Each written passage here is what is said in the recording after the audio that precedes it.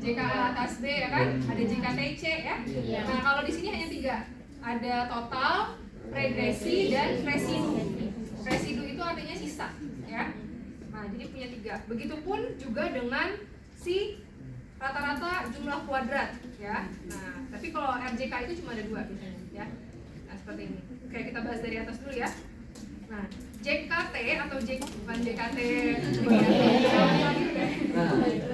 Oke, jumlah kuadrat total itu artinya adalah jumlah dari Y kecil kuadrat ya. Dimana datanya udah kita dapat di awal sini. Mana ini ya? Sini, 39,6. Oke.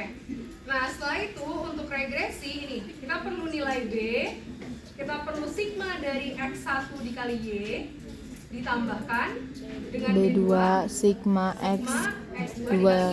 Ya. Intinya kalau udah ada angkanya kalian bisa dapetin ya. Nah, kalau yang namanya sisa ya, berarti kan dia pengurangan ya, antara total dikurangi dengan regresi. Ini sisanya ya. Jadi 3 hal ini. Begitu ya. Saya rasa jelas ya untuk JK. Nah, untuk DB juga seperti itu. DB total itu adalah N dikurang 1. N itu adalah banyaknya responden kita di sini. Ada berapa di sini? 10. Ya. Berarti di sini nanti 10 kurang 1. Ya. Nah, kalau regresinya itu adalah banyaknya prediktor. Prediktor itu apa?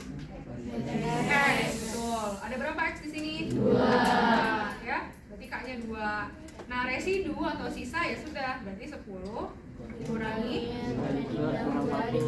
K ya, dikurangi 2 dikurangi 1, 7 ya. Karena kalau di jumlah ini 2 tambah 7 adalah 9 total ya, seperti itu. Jelas ya? Ya kan ini 2 ya ditambah 7 9 totalnya kan DB-nya. Nah, setelah mencari JK, mencari DB itu barulah kita bisa mencari RJK ya.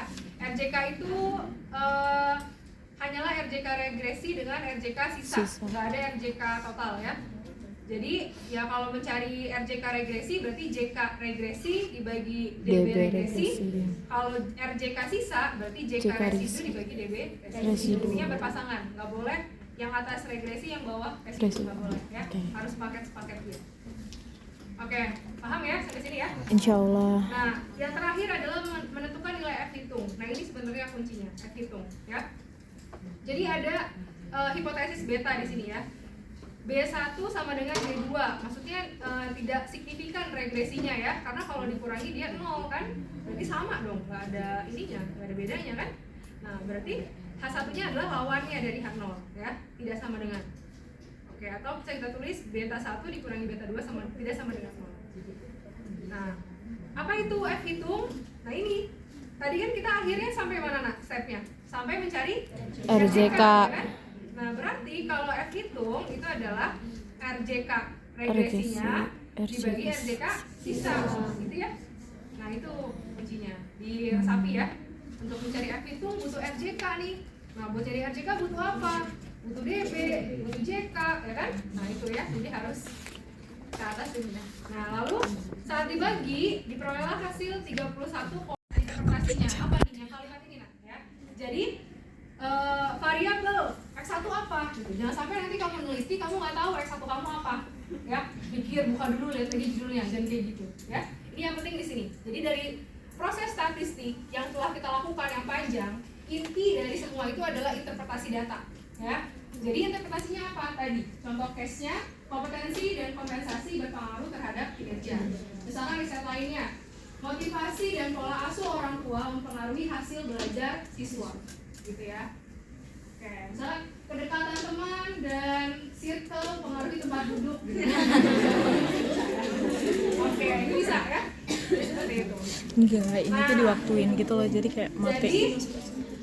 Jadi dari proses panjang yang kita lakukan itu bisa diberikan tabel resume atau tabel ANOVA regresi, ya. Ini tabelnya, ya. Jadi JK-nya tadi kita dapat berapa di sini kan? 39,6 tulis di sini. Mana tadi? Salah saya nulis. Oh, yang regresi ya 35,608 ya kan? Totalnya bawah ya 39,6 dan seterusnya. Sampai kita di sini bisa membandingkan nih antara kotak atau kolom dari F hitung dengan tabel ya, kelihatan kalau hanya tabel seperti ini ya, bisa lihat kiri dan kanan. Nah, berarti bisa dikatakan bahwa kompetensi dan kompensasi secara simultan, maksudnya secara bersama-sama ya, itu berpengaruh terhadap kinerja pegawai. Nah itu, jadi udah lihat ya signifikansi dari persamaan. Ada yang ingin ditanyakan dulu? Kita lihat nih, kan udah kita uji ya signifikansinya. Sekarang kita akan mencari signifikansi masing-masing dari koefisiennya, gitu kan? Kalau tadi secara simultan. Nah sekarang secara koefisien masing-masingnya seperti apa? Seperti itu. Nah untuk mencari signifikansi ini kita juga butuh beberapa step. Kita lihat ya beberapa step. 1, 2, 3. 3 step ya. 3 step. Nah, yang pertama ini sama seperti analisis regresi sederhana. Kita mencari dengan korelasi ya, korelasi ganda. Di sini lambangnya R besar. Ada yang tahu maksudnya apa ini Kak? Y.12 apa maksudnya ini? 1. Apa ya?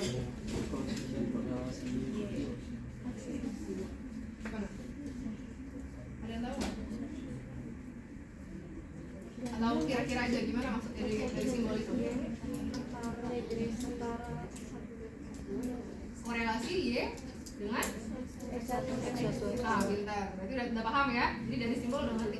Jadi melihat nih korelasi antara si kinerja tadi terhadap korelasi antara kinerja dengan kompetensi dan kompensasi itu seperti apa?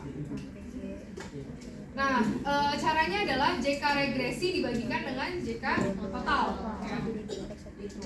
Bisa dilihat aja dari tabel ANOVA ini ya. JK regresinya berapa, totalnya berapa dibagi ya. Nah, koefisien korelasi itu bukan R square ya, tapi hanya R aja. Nah, berarti kita akarkan nanti hasilnya ya, diperoleh 0,948 ya. Sehingga koefisien korelasi ganda antara X1 dan X2 itu sebesar 0,948. Kan? Nah, udah dapat kan kita koefisiennya? Kita uji nih signifikansinya. Ya kan?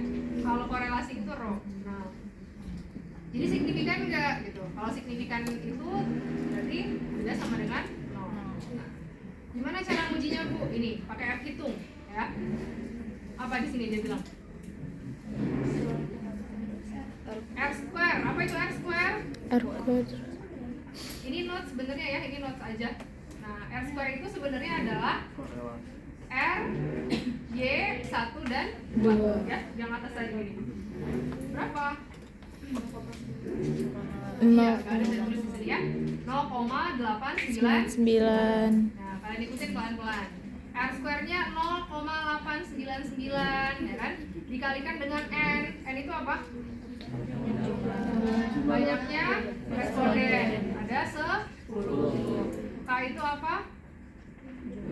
Prediktor. Berapa? 2 ya kan? Kurangi 1 itu apa angka ya?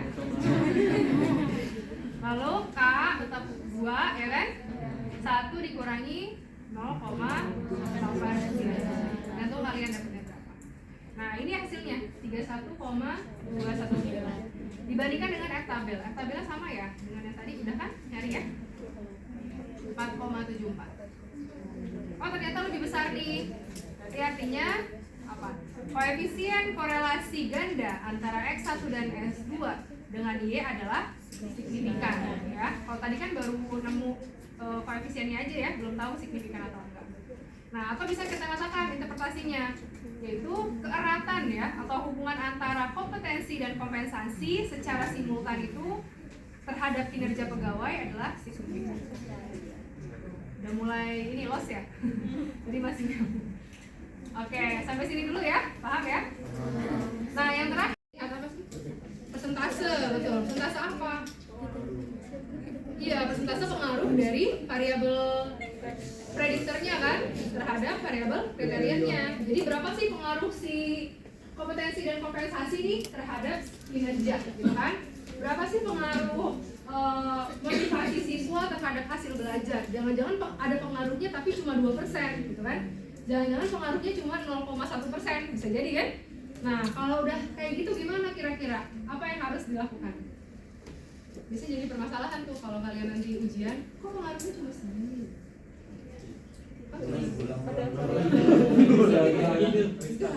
Jangan diulang lah, capek ya. Atau jangan-jangan gini, pernah loh ada kejadian, jadi